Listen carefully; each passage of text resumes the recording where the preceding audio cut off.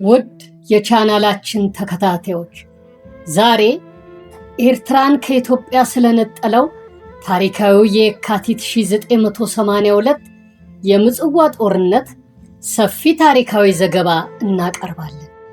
ይህ ጦርነት በብዙዎች ዘንድ ሻዕቢያ 100% የኤርትራን መገንጠል እውን ያደረገበትና የኢትዮጵያ ጦር የኤርትራ ቆይታው እጅግ ጥቂት መሆኑን ያረጋገጠበት ነው ይላል። ምጽዋ ለኢትዮጵያ ሕዝብና ሰራዊት መተንፈሻ ጉሮሮ በመሆኗ የጦርነቱ ውጤት ማለትም ድልና ሽንፈቱ በደርግና ሻዕቢያ ሰራዊት ላይ ብቻ ሳይሆን በመላው የኢትዮጵያም ሆነ የኤርትራ ሕዝብ ላይ በጎም ሆነ መጥፎ ተጽዕኖን አምጥቷል። ውድ የቻናላችን ተከታታዮች ለዚህ ዶክመንተሪ ዝግጅታችን አብዛኛውን መረጃ ወሰድነው በምጽዋ ጦርነት ተሳትፎ የነበረው 50 አለቃ ታደሰ ቴሌ ሳልቫኖ ካሳተመው አይ ምጽዋ ከተሰኘው መጽሐፍ ሲሆን ከማህበራዊ ድህረ ገጾች ያገኘናቸውን ጥቂት መረጃዎችም ለቪዲዮ ዝግጅታችን እንደ ግብአት ተጠቅመንባቸዋል።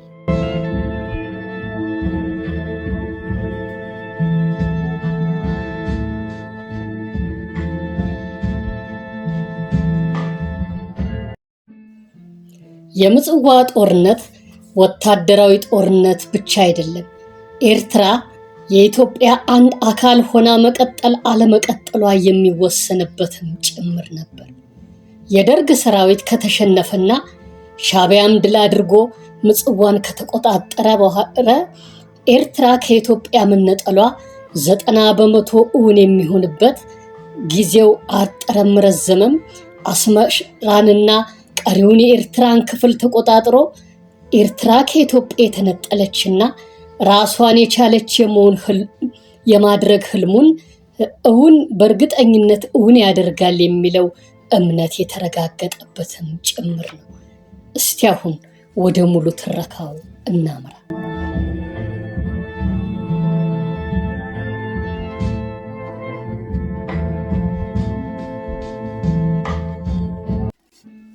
ኤርትራ ከኢትዮጵያ ተለይታ ራሷን የቻለች ሀገር ከመሆኗ በፊት ለኢትዮጵያ ሕዝብና መንግስት ከፍተኛ ጠቀሜታ የምታስገኝ ወደብ ነበረች።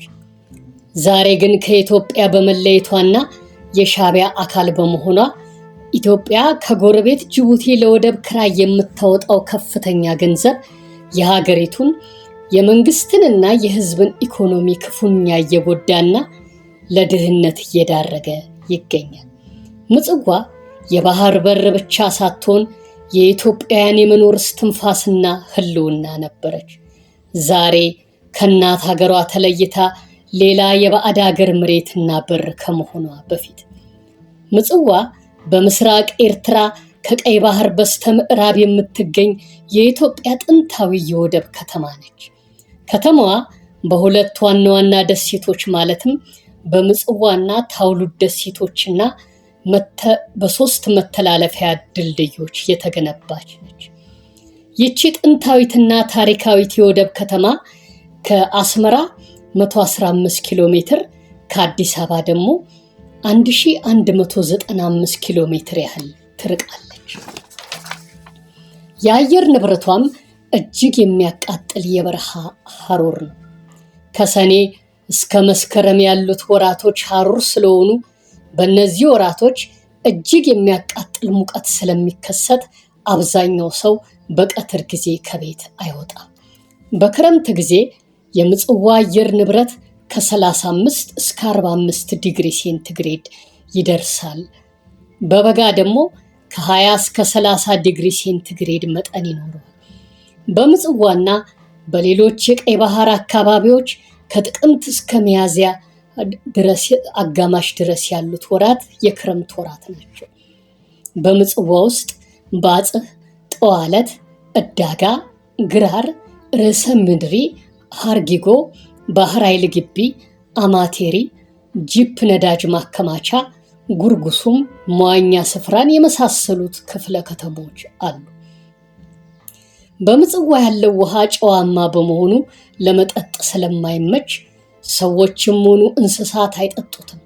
ንጹህ የመጠጥ ውሃ የሚቀርብላቸው ከከተማዋ በስተምዕራብ ባለች ዶጋሊ በተሰኘች ስፍራ ላይ 1 ሜትር ከፍ ብሎ በተዘረጋ ቧንቧ ነው።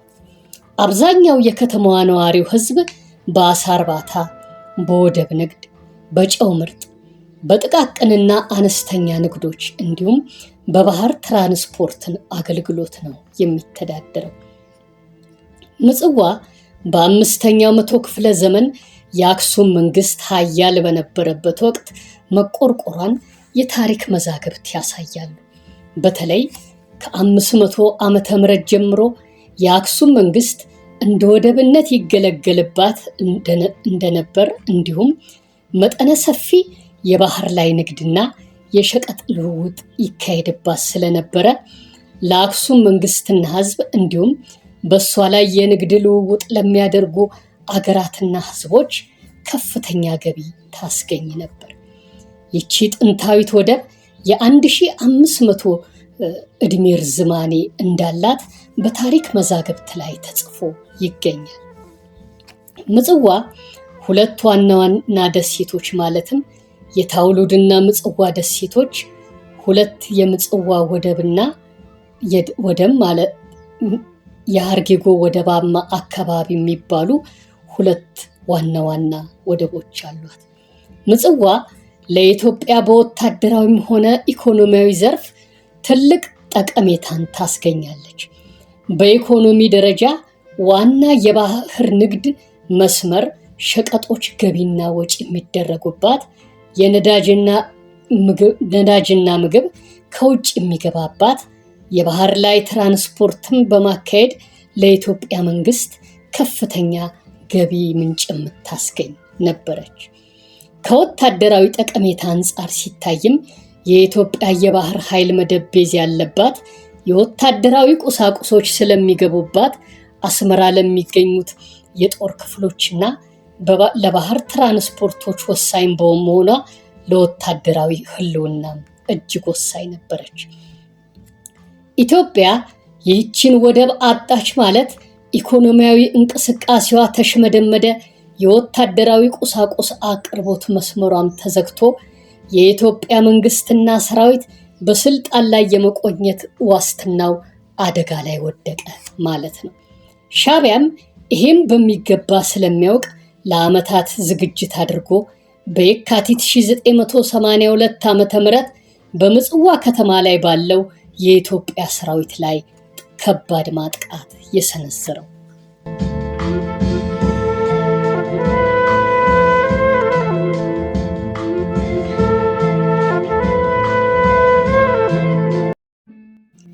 የምጽዋ ህዝብ ከአክሱም መንግስት እስከ ዛሬ ድረስ ከአክሱም ዘመነ መንግስት ጀምሮ ኤርትራ በፌዴሬሽን ከኢትዮጵያ ጋር እስከተዋሃደችበት ጊዜ ድረስ የምጽዋ ጠቅላላ የነዋሪ ህዝብ ብዛት ከ5000 እስከ 10000፣ በ1952 ኤርትራ በፌዴሬሽን በተዋሃደችበት ጊዜና በኋላም ፌዴሬሽኑ ፈርሶ የኢትዮጵያ አንድ የግዛት አካል በሆነችበት ጊዜ ከ15000 እስከ 20000 የሚደርስ ህዝብ ይኖርባት እንደነበር፣ ደርግ ስልጣን ላይ በወጣበት ጊዜ ከ25000 እስከ 30000 ነዋሪዎች እንደነበሩባት፣ የምጽዋ ጦርነት በተነሳበት በየካቲት 1982 ዓ.ም የከተማዋ ጠቅላላ ህዝብ ብዛት ከ35000 እስከ 40000 ይደርስ እንደነበር አንዳንድ የማህበራዊ ድረገጽ መረጃዎች ሲገልጹ፣ 50 አለቃ ታደሰ ቴሌ ሳልቫኖ ባሳተመው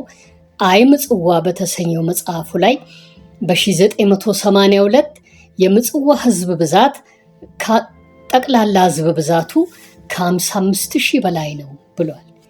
በአሁኑ ጊዜ ደግሞ በከተማይቱ ከ50000 እስከ 60000 የሚደርሱ ነዋሪዎች እየኖሩባት መሆኑ ይገመታል። ኃያሉ የአክሱም መንግስት ተንኮታክቶ ከወደቀ በኋላ ምጽዋ በአረቦች፣ ኦቶማን ቱርኮች፣ በግብጾችና ጣሊያኖች እጅ ወድቃለች። በዚያን ጊዜ የነበረው ህዝብ አሳ በማጥመድ፣ በማዕድናት፣ በጨው ንግድና ቀይ ባህር ላይ በሚካሄዱ የሸቀጥ ግዢና ሽያጭ እጮች ይተዳደር ነበር። ይሁን እንጂ ከተማይቱን ያስተዳድሩ የነበሩት የባዕዳን ቅኝ ገዢዎች በህዝቡ ላይ ከባድ ቀረጥ በመጣላቸው ከተማዋን ለአጸያፊው የባሪያ ንግድ እንቅስቃሴ በመዋላቸው ለወታደራዊ ቁጥጥር ሲሉ የህዝቡን የባህር ላይ እንቅስቃሴ በማስተጓጎላቸውና ሌሎችም ግፍና በደሎችን በነዋሪዎች ላይ ስለሚፈጽሙ ነዋሪው አስከፊ ኑሮን ለመምራት ተገዶ ነበር።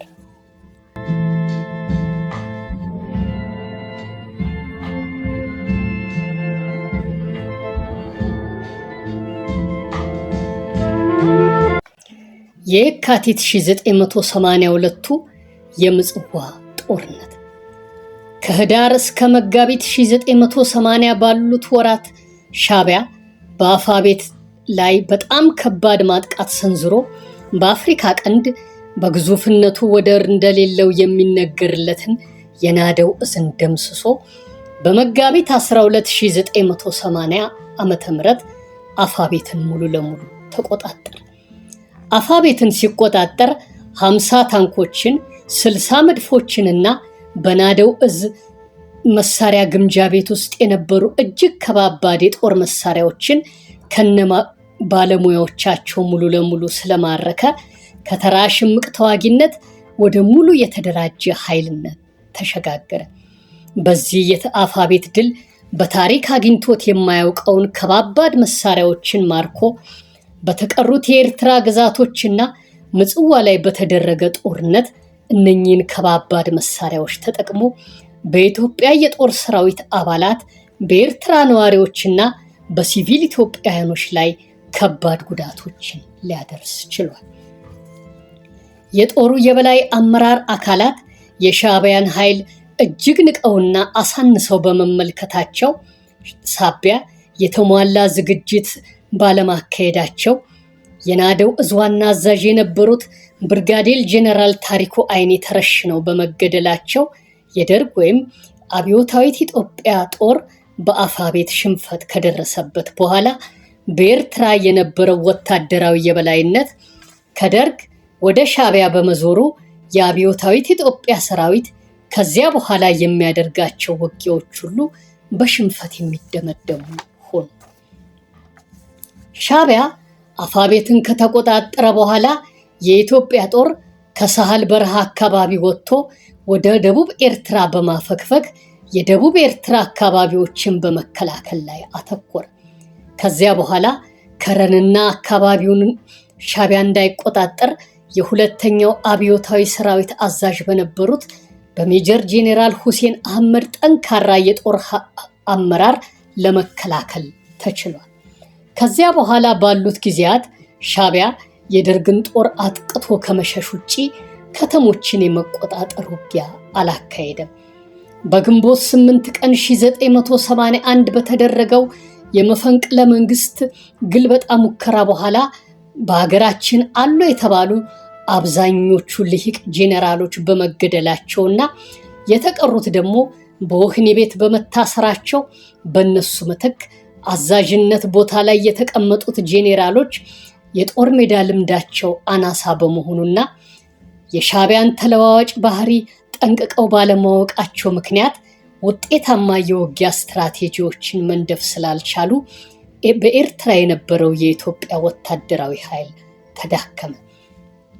በቀድሞው የአሜሪካ ፕሬዝዳንት ጂሚ ካርተር ሸምጋይነት የደርግ መንግስትና ሻዕቢያ 2 ጊዜ በአሜሪካ አትላንታ ጆርጂያ፣ 2 ጊዜ ደግሞ በኬንያ ናይሮቢ ድርድር ያካሄዱ በነበረበት ወቅት በሁለቱ ሰራዊቶች መካከል ለ18 ወራት ምንም አይነት ውጊያ ሳይካሄድ በመቅረቱ የደርግ መንግስት በዚህ ስለተዘናጋ ሰራዊቱ ወደ ሻዕቢያ ይዞታ ተንቀሳቅሶ ጥቃት ማካሄዱን ትቶ በጦር ሰፈሩ ብቻ ተገድቦ መቆየቱ በምጽዋ ጦርነት ላይ ለደረሰው ሽንፈት ዋነኛ ምክንያት ሆኗል የሚሉ ወታደራዊ ተንታኞች አልታጡ። ምንም አይነት ውጊያ ባልተካሄደባቸው 18 ወራቶች ውስጥ ሻዕቢያ ምጽዋን ለመያዝ ሚስጥራዊ ዝግጅቶችን ያደርግ እንደነበረ ብዙዎቹ ይጠረጥራሉ። የምጽዋ ጦርነት ሊካሄድ ሲቃረብ የኢትዮጵያ ሰራዊት አባላት ሻዕቢያ ምጽዋን እንደሚያጠቃ መረጃ ደርሷቸው እያለ የመከላከል ዝግጅት አለማካሄዳቸው በጦሩ ላይ ከባድ ሽንፈት ደርሶ ምጽዋም በሻዕቢያ እጅ ለመውደቅ አበቃት የሚሉም አሉ።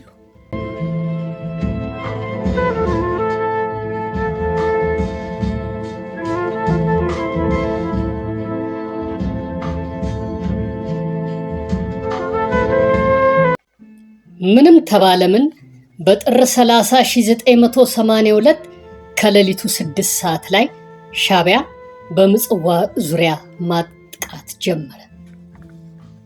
በዚህ ዕለት ከምጽዋ በስተሰሜን ባሉት ሸኢብና ሰለሞና በተሰኙት ኩታ ገጠም መንደሮች ላይ ጥቃት ሰንዝሮ ተቆጣጠራቸው።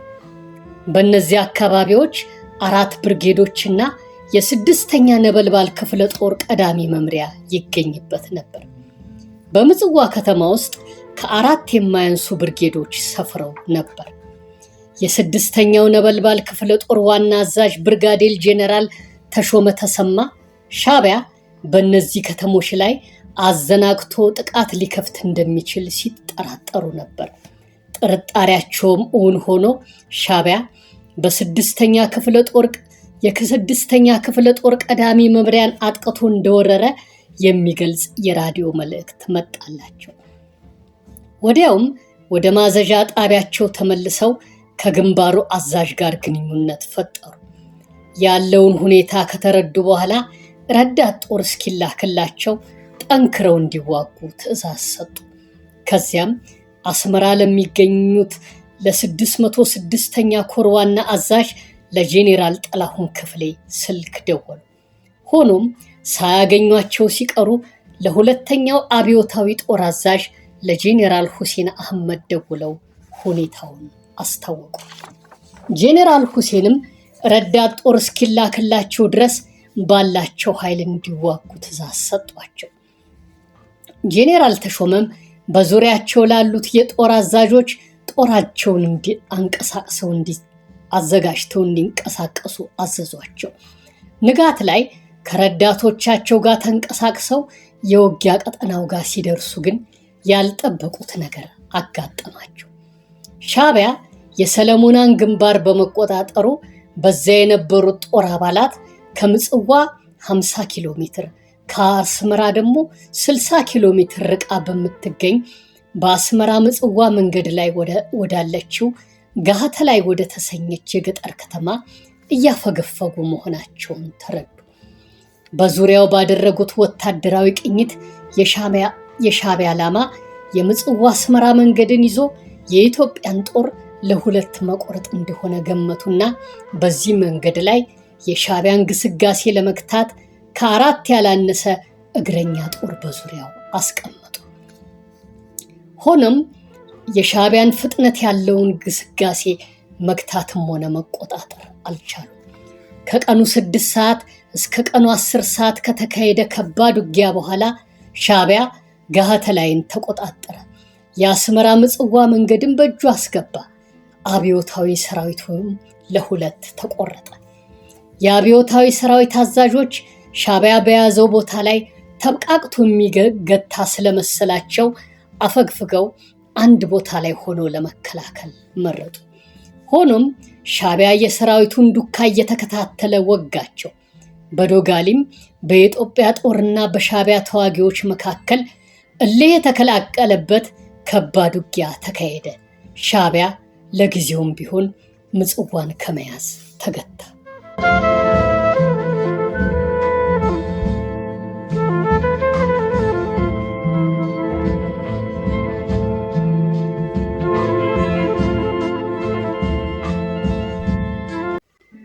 ሻዕቢያ በምጽዋ ዙሪያ ባሉ ስትራቴጂካዊ ስፍራዎች ላይ ማጥቃት መጀመሩን ተከትሎ በጄኔራል ጥላሁን ክፍሌ ሰብሳቢነት አዛዦች ለስብሰባ ተቀመጡ።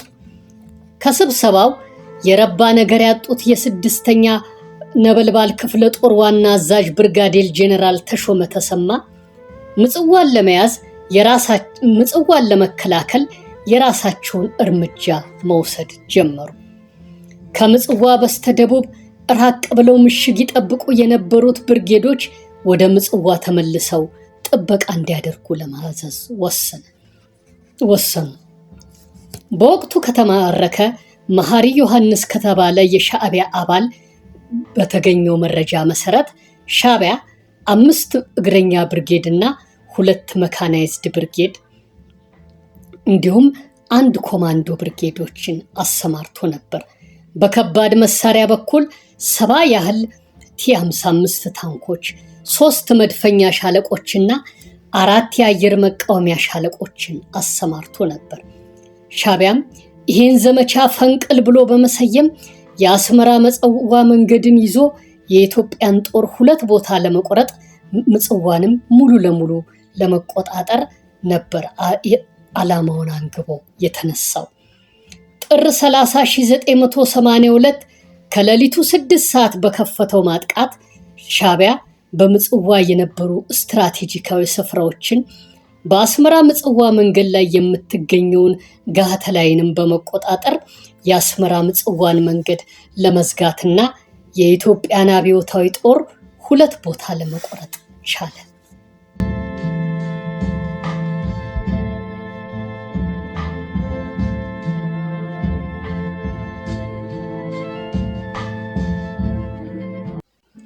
ውድ የቻናላችን ተከታታዮች በየካቲት 1982 የተካሄደውን የምጽዋን ጦርነት የሚገልጸውን ታሪካዊ ዘገባ ሰፊ በመሆኑና በአንድ ቀን ልንጨርሰው ባለመቻላችን ለዛሬ እዚህ ላይ ለማቆም ተገደናል። በቀጣይ ቪዲዮ የተቀሩትን ታሪካዊ ዘገባዎች አሟልተን እንደምናቀርብ ቃል እንገባለን። የየካቲት 1982 የምጽዋ ጦርነት ኤርትራ ከኢትዮጵያ ጋር መቆየት አለመቆየቷን የኢትዮጵያ አንድ አካል ሆና መቀጠሏ ወይም ከእናት ሀገሯ ከኢትዮጵያ መለየቷን የሚወስን ጦርነት በመሆኑ ለኢትዮጵያ ሰራዊትና ለሻዕቢያ ዘላቂ ጥቅምም ሆነ ጉዳት ያመጣ ጦርነት ነው። በመሆኑም በኢትዮጵያ ታሪክ ውስጥ በጣም ወሳኝ ስለሆነ በኢትዮጵያ መንግስትም ሆነ በሻዕቢያ ዘንድ እንዲሁም በታሪክ ጸሐፊዎችና ወታደራዊ ልሂቃን ዘንድ ትልቅ ትኩረት የተሰጠውና ትውልድ የማይረሳው ታሪክ ሆኖ አልፏል።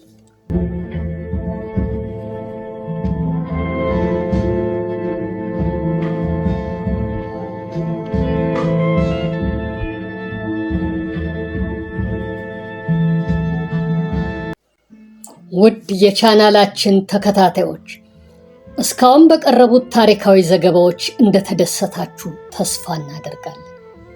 ከወደዳችሁትና በቀጣይ የምንለቃቸው ቪዲዮዎች እንዲደርሳችሁ ከፈለጋችሁ የደወሏን ምልክት በመጫን ሰብስክራይብ አድርጉልን።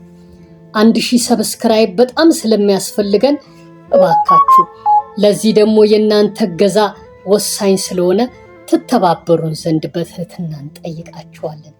ላይክም አድርጉልን፣ ሼር እያደረጋችሁም ለሌሎች አዳርሱልን።